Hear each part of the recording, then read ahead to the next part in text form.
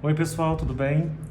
Vou mostrar para vocês de forma rápida como fazer associação de resistores quando a gente tem circuito em série e quando a gente tem um circuito em paralelo.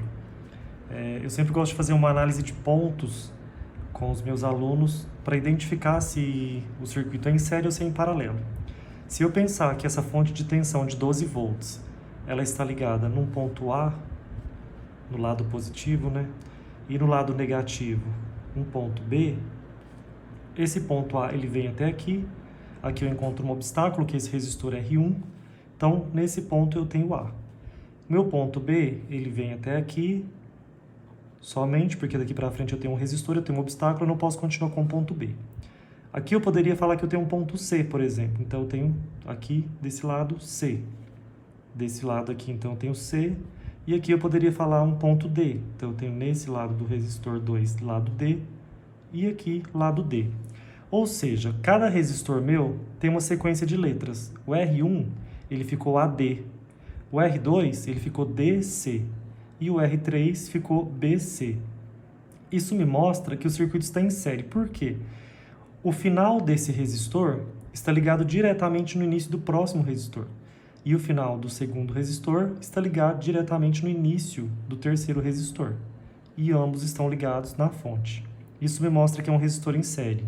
Se a gente fizer essa mesma análise no circuito em paralelo, se eu chamar esse lado, que é o lado negativo, de B, e chamar esse lado aqui, que é o lado positivo, de A, olha só que interessante. O meu ponto A, ele está indo no início desse resistor, e ele está indo também no início desse outro resistor. Não tem nenhum obstáculo, não tem nada que me impede desse ponto chegar lá. Já que o meu ponto B, ele está aqui, chegando no final desse resistor R1, e ele também está chegando aqui no final do resistor R2. Ou seja, ambos os resistores R1 e R2, eles ficaram com a sequência de letras AB e AB. Ou seja, o início dos dois tem o mesmo ponto, que é o ponto A, e o fim dos dois tem o mesmo ponto, que é o ponto B. Ou seja, se todos são AB, todos estão ligados na sequência AB da fonte, quer dizer que isso é um circuito em paralelo. Tá, como que eu resolvo isso para eu achar a resistência equivalente? No meu primeiro circuito, que é o circuito em série, como eles estão em série, é uma sequência, o final de um é o início do outro, é só eu fazer a soma, uma soma algébrica mesmo. R1 mais R2 mais R3. E eu já posso chamar isso de resistência equivalente. O meu resistor R1 vale 10, meu R2 vale 20 e meu R3 vale 30. 30 com 20, 50, com mais 10, 60. Quer dizer que a minha resistência equivalente é igual a 60 ohms. Já no meu circuito em paralelo, existem três formulazinhas que a gente pode achar essa resistência equivalente. Eu vou fazer pela primeira, que é a multiplicação de um pelo outro, dividido pela soma de um pelo outro.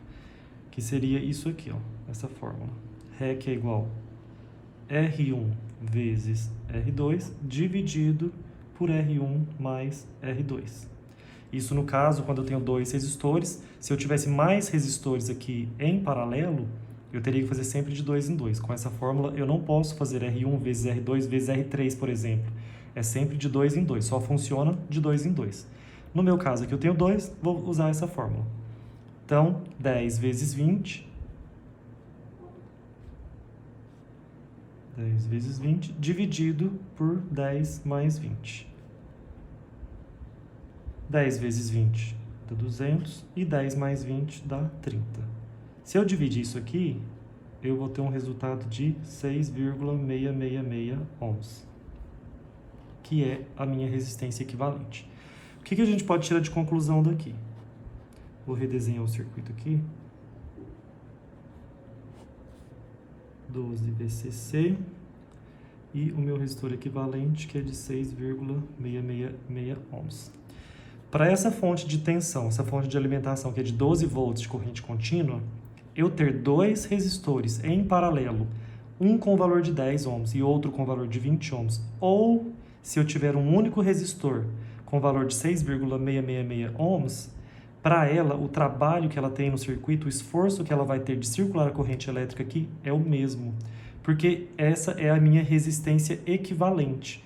Ou seja, 6,666 equivale a 2 resistores em paralelo, cada um com o valor de 10 e de 20 ohms, respectivamente. Assim como no circuito em série, eu tive uma resistência equivalente de 60 ohms. Se eu redesenhar esse circuito aqui